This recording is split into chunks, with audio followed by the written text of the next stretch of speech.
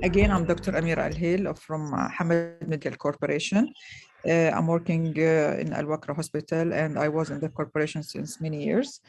It's my pleasure today. Thank you for the organization and the organizer team for such a great conference. And I'm going today to talk about the powered instrumentation in ORL practice from a surgical view. This study, it will show us the use of powered surgical instrument in otolaryngology. And in this study, we use a retrospective study of cases in ENT from the period of January 2019 and February 2021.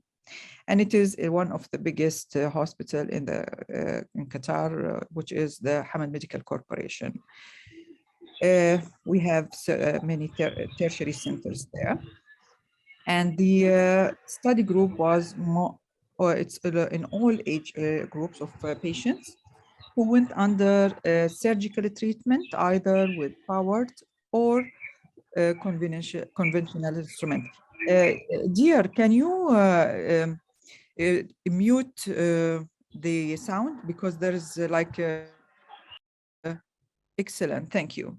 What is the main outcome measures? The main outcome measures is to measure the operative time and the complications. What are these powered instruments? They are the surgical instruments that they offer mechanical power of abrasion, cutting, trimming, contouring, and suction. And they are used by different RPM. Maybe some of you ask what is RPM. It is the movement per minute. How many movement per minute? In the case of endoscopic, microscopic, external surgeries done in ENT, domains with conventional instruments are amenable to the use of powered instruments. So what kind or which instrument we are using? We have the microdebrider, skeeter autotool, high-speed drill, power sculpt handpiece, sheeted burrs, integrated irrigation pump. Where we can use these powered application, it's in rhinology, will be used in basic endoscopic procedures like endoscopic nasal polypectomy, endoscopic sinus surgery, and endoscopic reduction terpenoplasty. In advanced endoscopic procedure, it's also used like in endoscopic DCR and endoscopic orbital decompression, as well as endoscopic optic nerve and orbital apex decompression.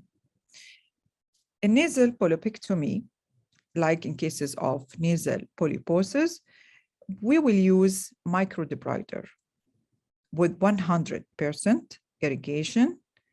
RBM will be 5,000 oscillation mode, and we will the polyp and the debris will be sucked by the instrument. In concavelosa excision, such in cases of osteometal disease and lateral lamellectomy, we will use RBM with 3,000 RBM and oscillation mode. The irrigation will be 100.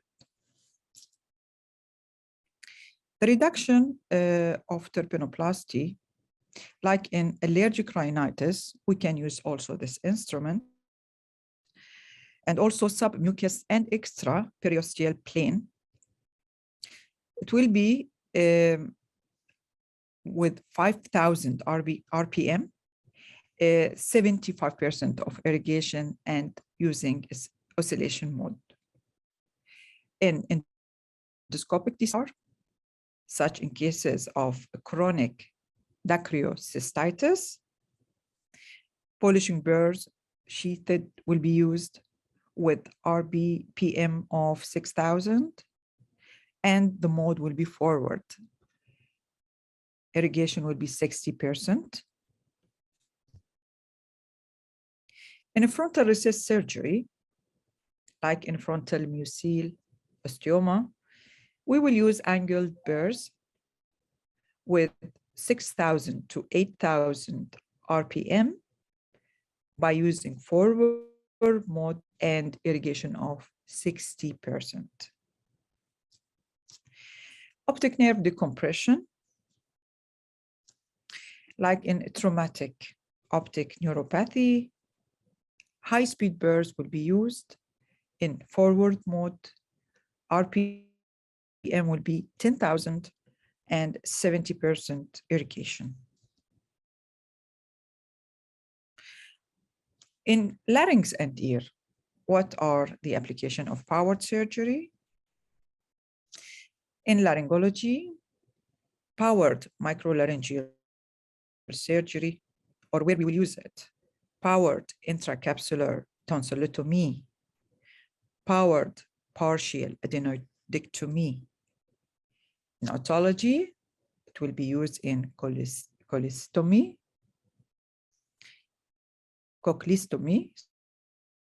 stapedectomy, transcanal procedures.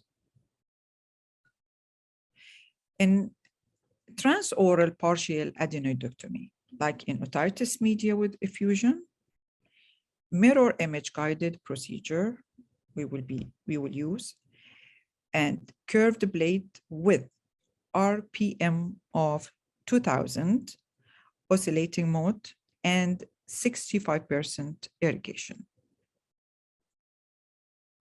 In intracapsular tonsillectomy, like in mechanical obstructive sleep apnea, the tri-cut blade will be used with 2000 RPM in oscillate mode with irrigation of 60%. The most important things that in non-infected tonsils. In microlaryngeal surgery, like either we say rhynchus oedema or rhynchus oedema, we will use skimmer plate with RPM between 500 and 1,200. The oscillation or oscillating mode will be used, and the irrigation will be dripping irrigation. In microlaryngeal surgery, like in cases of recurrence, respiratory papillomatosis debulking, tri-cut plate will be used in oscillating mode. RPM will be 1,200 to 1,500, and by using drip irrigation. In cases of cochleostomy, like in cochlear implantation surgery, we will use a skeeter drill with forward rotation. RPM will be in a range of 12,000, and the irrigation should be off. This study was from January 2019 to February 2021. We have 586 cases. We used power and conventional cases in this study, and it was including all age group of patients. And as I said, the main outcome measures, operative time, complications, and secondary measures is the trend in the 2019-2021 prevalence of powered surgery in ENT. So in this study, it showed in male and female. It is more in male than females. It is by incidence. And it is 53% to 47%. The age group, as we can see here, the majority between 25 to 45 years old, the percentage was 68. In in this statistics, it shows powered and conventional. The percentage is 43% to 57%. In this table, we can see the majority was in rhinology, and that's and less in the other specialty. This is a graphic, shows in endoscopic nasal polypectomy and endoscopic sinus surgery is more than other surgery, using the powered, I mean. And in otology, in cochleostomy, also high. In laryngology is in powered microlaryngeal surgery, is high. In this study, we saw in 2019, we have 28% powered surgery. In 2020-21, we have 42% powered surgery, and we can see it from the pie chart. We can see the difference in 2019 and 2021. It was increased, the power instrument is increased from 28% to 42%. So what are the pitfalls? Reach and feel. When we do the operation, we need to reduce tactile feedback, especially in key areas and near vital structures. And in extreme cavities, big cavities, it's not easily accessible for dissection, like when we go to the frontal, and we have big cavity when we go to the floor of the maxilla, and there is also to reach this area are not sometimes easy. The mandatory check are needed by the surgeon. Why? Because sometimes we don't want to leave tissue in the sinus, and it can cause recurrence of disease. And to prevent ocular motility dysfunction in advanced rhinological procedures. The expensive initial and recurring costs, which is the consumable and non-consumable. What are the benefits? The benefits are to reduce the operative time. We did like a random study based on 39 patients in 2 months.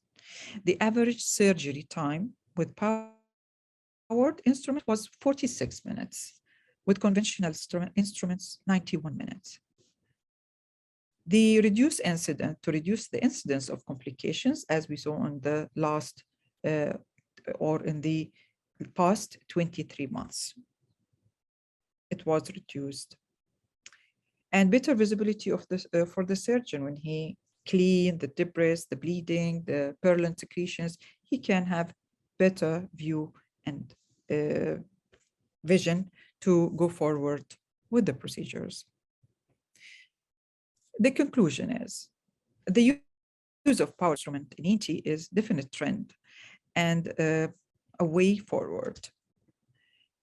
The procedures in the naso-orbital area are likely to increase the domain of ENT surgeon forward the procedure that were so far purely in the ophthalmology domain.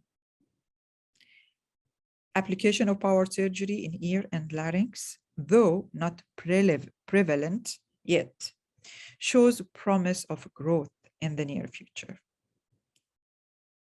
The cost of instrument is high, but not prohibitive. Hopefully, this factor will ease out with wider usage. Additional caution, hands-on training is very important, and choice of instrument with correct parameters are very essential. Shorter operative time and reduced complications are likely to make powered instruments more popular with surgeons. This is my reference. Thank you.